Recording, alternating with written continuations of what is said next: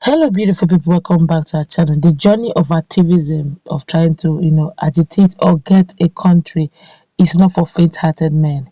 It's one journey that requires you to be called, destined for it, or else you will find yourself, bemoaning your faith. If you doubt it, definitely find your way to asking the late Nelson Mandela.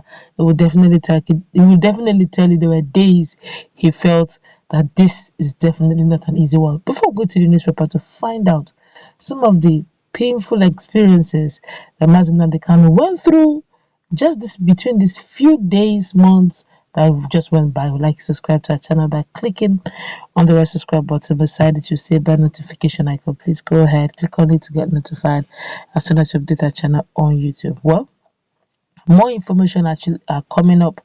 There has come to light on the reported torture of the leader of the indigenous people of Biafra IPOB, Nnamdi Kanu, by Nigerian security agents in Kenya. A 5 billion naira lawsuit filed by Kanu expressly detailed the torture he went through while in the custody of security officials in the East African country, including getting smeared with his own urine and feces. Aye. The security agent reportedly refused to allow Kanu to use the toilet, so he had no choice but to relieve himself where he was chained.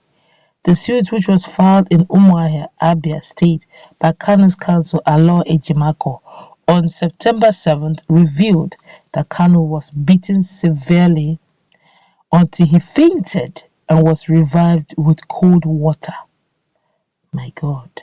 The suit is seeking the enforcement of Kanu's rights to life, dignity of the human person, personal liberty, and fair hearing. The affidavit is in support of the originating motion was done by Prince Emmanuel Kanu, brother to Nnamdi Kanu. He said that the facts and violations deposed to in this affidavit started at the applicant's residence in Isiama Faroku, Ibeku, Umuahia North Local Government Area of Abia State, to wit, the military invasion of applicants in September 2017 by a combined team of Ohafia-based 14th Brigade of the Nigerian Army, the Abia State Command of Nigerian Police Force, and the Abia State Directorate of the State Security Service. It was the said invasion that nearly took the life of the applicant that caused him to seek refuge abroad, which ultimately to Kenya, where the respondent lawfully pursued him, abducted him, disappeared him, and ultimately brought him to Nigeria and detained him. That in October 2015, the applicant was arrested in Lagos upon his return from the United Kingdom, detained in Abuja, and ultimately charged for certain offences, charge number FHC/ABJ/CR/383/2015, Federal Republic of Nigeria versus Nnamdi Kanu. That the applicant was detained for 18 months but was later released on bail, whereupon he returned to his home in Isiama Faruku, Ibeku, Umuahia North, Abia State, and they are awaiting his next trial date set for October 2017. That on or about 10th of September, while the applicant was resting at home with some family members and friends, the Ohafia-based and Nigerian Army, Police and DSS launched military invasion and assault at the applicant's residential building and premises. That in the course of the military action, 28 people were killed and several others, including the applicant, were wounded. Both of the applicant's parents sustained grave injuries from the military invasion, and both of them eventually succumbed to the injuries and are now late. But I thought, well, let's continue though. That in the course of the invasion, the applicant managed to escape to a safe location from where he managed to flee overseas to save his life. That there was neither a court order revoking the applicant's bail nor any arrest warrant that could have justified the deadly military assault. That had the president implemented the provisional measures, the applicant would have felt safe enough to voluntarily end his exile and return to Nigeria to face prosecution in the said charge under reference therein. That in the course of his exile, the applicant on or about May 5th, 2021, entered the Republic of Kenya on his British passport and was admitted as such as Jomo Kenyatta International Airport, Nairobi. After his admission, the applicant settled in at a temporary location in Nairobi, Kenya.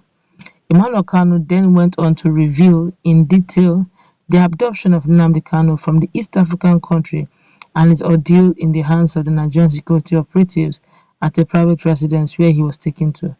He said, and I quote, that on June 19, 2021, the applicant drove himself and without any companion to Jomo Kenyatta International Airport to drop off a friend at the airport, that as soon as the applicant pulled to stop at the parking lot and alighted from his vehicle, about 20 responded agents, hereafter called abductors, violently accosted and abducted the applicant, handcuffed and blindfolded him, bundled him in a vehicle and sped off, while telling onlookers that the applicant is a terrorist separatist, that the applicant abductors took him to a nondescript private house, not a police station, nowhere in Nairobi, Kenya, and chained him to the floor, that while chained to the floor, the applicant abductors took turns to beat him, torturing him to a point that he fainted several times and was intermittently revived when they poured cold water on him, that to prevent the applicant's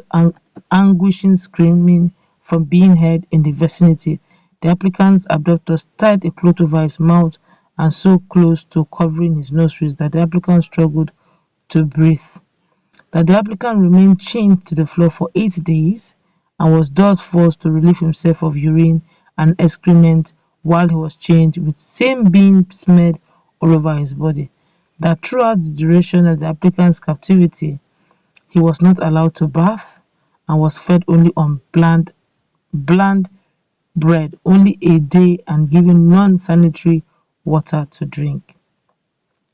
Politics in Nigeria learned that there are 8 respondents in the case, namely Attorney General of the Federation, the Federal Republic of Nigeria, the Chief of the Army Staff, the Inspector General of Police, the Commissioner for Police, Abia State, and the Director General, State Security Services, that's the Brigade Commander, 14th Brigade Nigerian Army Ohafia, Abia State Director, State Security Services.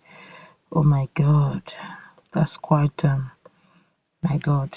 You now see that those who are going that line of activism, it is not beans and it is not more in sachet. If you know you are not called for this, don't go in. Because honestly, if you go through that route, it is never a story that anybody will look here in and will tell you, well done. It's only those who are called that can carry such a heart. Well, I guess that's where we're going to wrap it up. Let's see how this whole thing plays out. This is coming from Kano's brother. And of course, it's just a matter of time. The federal government will definitely react to this. Let's interact. What's your take on this? This is really